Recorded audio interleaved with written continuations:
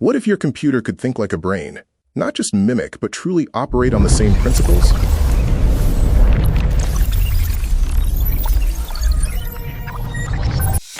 Think about it. Modern AI is doing some absolutely incredible stuff, from writing music to discovering new medicines. But there's this hidden cost, a massive problem that's getting bigger every single day. It's a problem of raw power consumption, and it's becoming totally unsustainable. It all starts with one, frankly mind-boggling number. Yeah, 50 million watts. Let that sink in for a second. That's how much juice a single state-of-the-art supercomputer can guzzle down.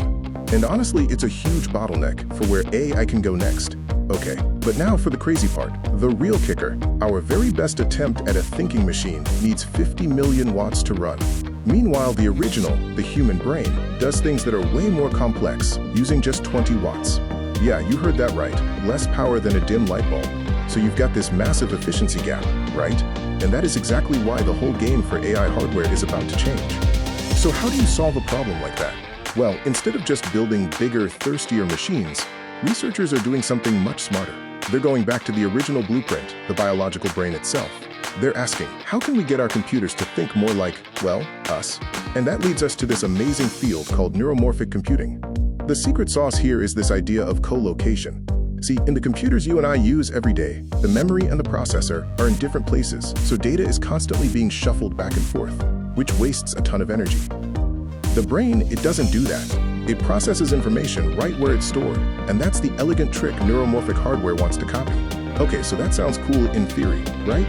But how does it actually work? It's not just about moving parts around. It's about teaching the hardware a totally different way of thinking. Think about it like this. Conventional AI is kind of like a security camera that's recording 24/7. It's capturing and processing every single second, even when the room is completely empty. Super wasteful, right? Now, neuromorphic AI is more like a smart camera. It only wakes up and starts recording when it actually detects motion. It only processes what's new or what's changed.